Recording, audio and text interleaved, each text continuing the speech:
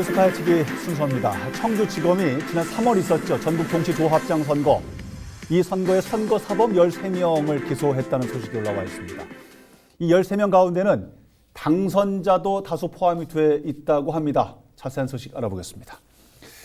선거 공화국이라고도 얘기할 정도로 아주 선거가 많은 우리나라인데요. 네. 역시 안 할 수도 없고 하면 또 이렇게 후유증이 또 나타나고.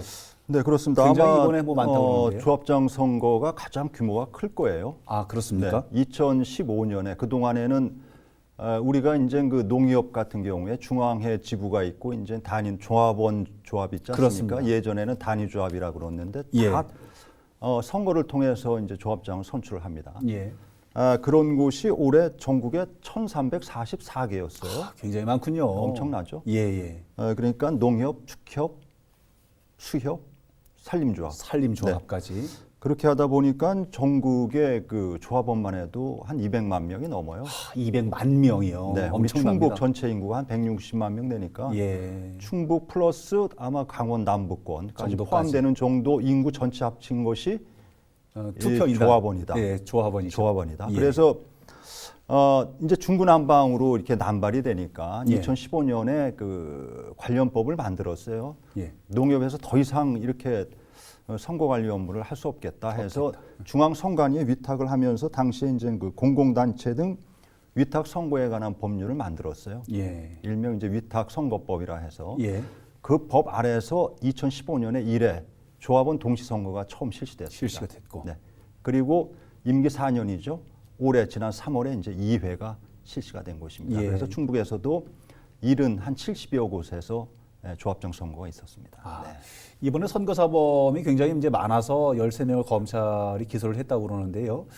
차차 어떤 사안인지 좀 알아보고 네. 일단 15년도에 1회 선거가 있었다고 말씀을 하셨는데 당시에도 선거사범이 좀 많았었는지 궁금합니다. 어떻습니까?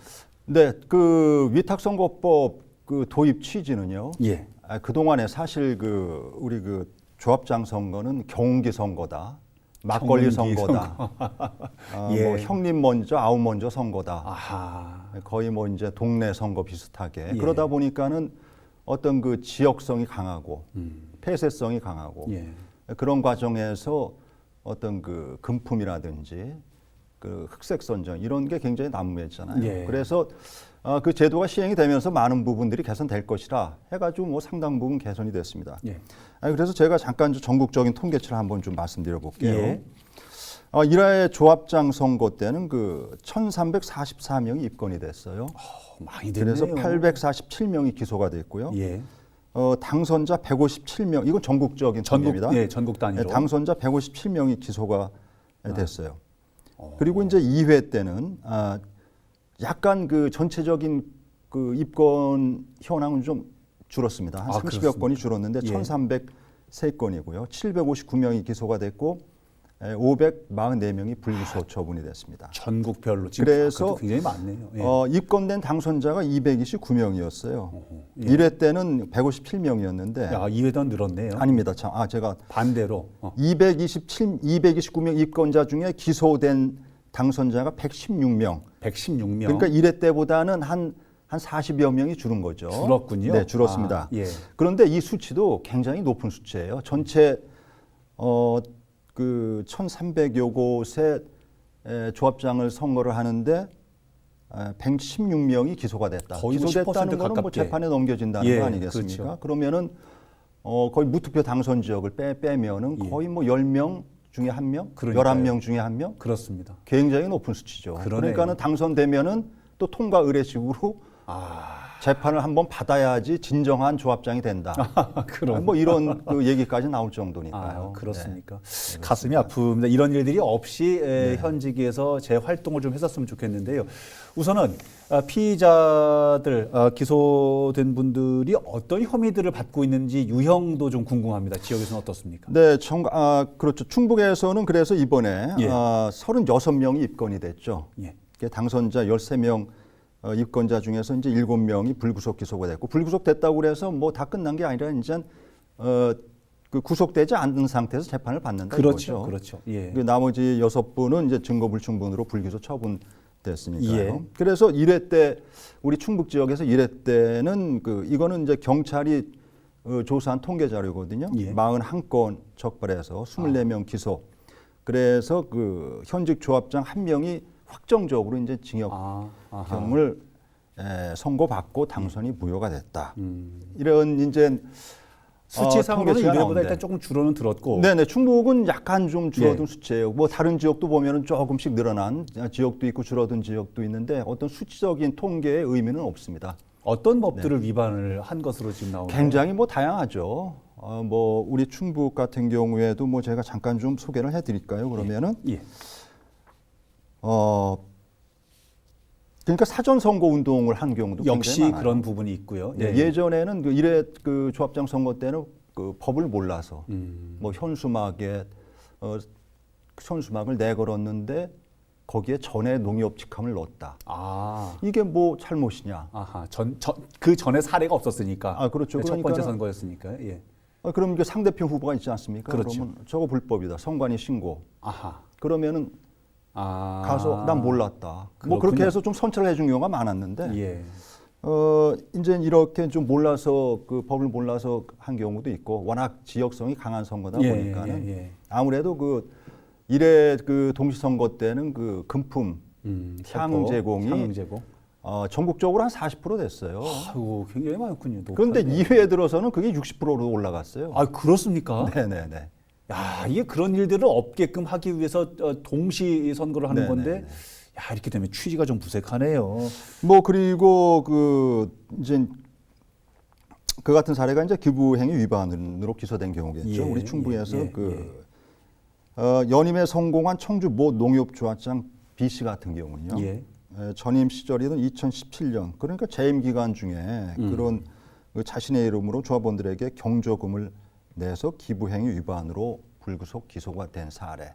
그런 부분들은 본인도 조금만 신경을 썼더라면 아는 사안일 텐데도 불구하고 놓쳐서 또 이렇게 조금. 그래서 선거직들은 그 애경사 가면은 특히 그 애사 같은 데 가면은 그 빈 봉투들을 많이 넣어요. 아, 빈 봉투를 넣습니까? 아. 그게 하나의 편법인데 빈 봉투 넣고 나중에 아, 그렇습니까? 뭐 이렇게 그런 주는 경우도 경우도 있고.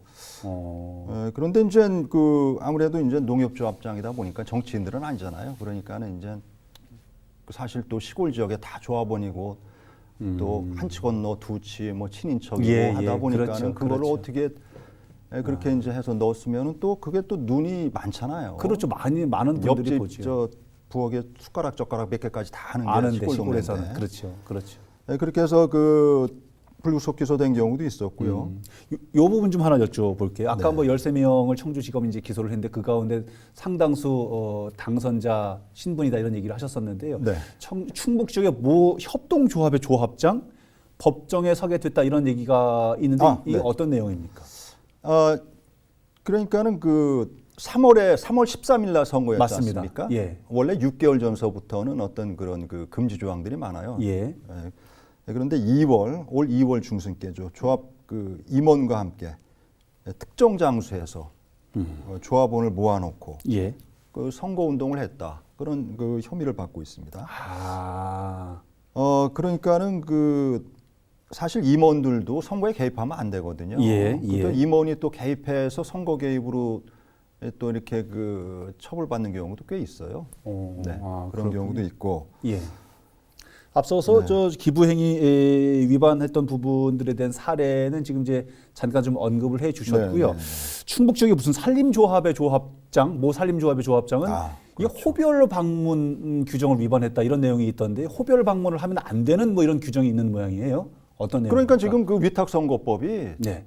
그러니까 그 선관위 중앙선관위에서 선거 즈음에서 앞서서 이제 공보 같은 거 홍보물 예, 그 예. 가가호 돌려주는 거 외에는 명함도 뭐 명함은 일부 될 거예요. 그 외 일체에 어떤 선거 활동을 못 하게 돼 있어요. 아하. 뭐 그러다 보니까는 예. 현직 조합장은 이제 그 직무상 수행을 위해서 자연스럽게 만날 수 있는 기회들이 있는 당연하지요. 반면에 이제 새롭게 조합장에 좀 도전해 보려는 사람들은 불만들이 많은 거예요. 당연히 이 그렇겠네요. 선거법에. 그렇죠. 그래서 이 법을 개정해 달라 지금 요구가 빗발치고 아. 아마 올 봄에 아마 국회에서 선거 2회 조합장 선거 끝나고 2회 조합장 선거 끝나고 국회에서 그 해당 소관위 위원장 그 의원 대표 발의로 해서 아마 개정안이 지금 국회에 제출된 상태인 것 같습니다. 아, 또 이런 내용들이 있었군요. 네. 허위 사실 공표죄로 기소된 내용도 있다고 얘기를 들었는데 어떤 내용입니까, 이건 또? 네, 이건 옥천 사례인데요. 예. 그 농협조합장 편의상 뭐 A씨라고 할게요. 그러시죠. 예. 사전 선거운동 허위사실 공표. 허위사실 공표는 상대 후보가 돈 봉투를 돌렸다. 그러니까 음해를 하는 거죠. 그렇지 않은데 그렇다고 음해를 했군요. 또 이런 경우 외에도 다른 지역에서는 그 스미싱 같은 거 있잖아요. 무차별 살포를 하면 워낙에 그 후보들이 많고 하니까는 누군가 걸린다 이거죠. 스미싱으로 난 당신의 불법을 알고 있다. 아, 그런 식으로. 묵인해 줄 테니 100만 원을 보내라. 하하. 여길 눌러라. 아하. 그러면 제발 저런 사람들이 워낙에 많다 보니까 그래요. 예. 그걸 또 노리는 스미싱 그 수법까지 있으니 그 조합장 선거라는 게 사실 굉장히 좀 어렵습니다. 어렵네요. 거기에 좀 취약하다. 아하. 이렇게 좀 볼 수 있을 것 같아요. 그런 측면에서라도 평상시 굉장히 철두철미한 계획 하에, 업무 하에, 관리 하에 이렇게 선거운동도 좀 하고 해야겠네요. 네, 그렇습니다. 알겠습니다. 이렇게 적발이 되고 위반이 되고 기소가 됐으면 네. 처벌도 돼야 될 텐데 처벌 수위는 어느 정도 수위로 봐야 합니까? 일단은 뭐 이거는 공직선거법하고 똑같습니다. 아, 예. 그 100만 원 이상의 벌금 처분이 내려지면은 그 직위가 상실이 돼요. 아, 100만 원 이상형. 네. 예. 아하. 이제 물론 또 이제 그 5년간 피선거권이 박탈이 되고요. 그리고 그 사전 선거 운동, 이제 호별 방문 제한 규정 위반, 그다음에 후보자 등 비방 금지 규정 위반. 예. 이럴 때는 2년 이하의 징역이나 아하. 2천만 원 이하의 벌금. 그리고 이제 그 공공단체 등 위탁선거에 관한 법률, 이제 위탁선거법이죠. 예. 기부 아까 제가 말씀드렸던 것이 금품 살포, 그 허위사실 공표 이런 건 좀 중대사범으로 취급을 해요. 예. 그래서 3년 이하의 징역, 3천만 원 이하의 벌금에 처한다. 알겠습니다. 여쭤보고 싶은 게 조금 더 있는데 시간상 오늘은 여기까지 좀 정리를 하겠습니다. 네. 알겠습니다. 언제까지 이런 내용을 가지고 뉴스를 여러분에게 전달을 해드려야 할지, 또 시청자분들은 또 언제까지 이런 내용들을 좀 들어야 할지 걱정입니다. 좀 달라져야 되지 않을까 생각을 해봅니다. 오늘 함께 말씀 나눠주신 홍순목 시사평론가였습니다. 오늘 말씀 고맙습니다.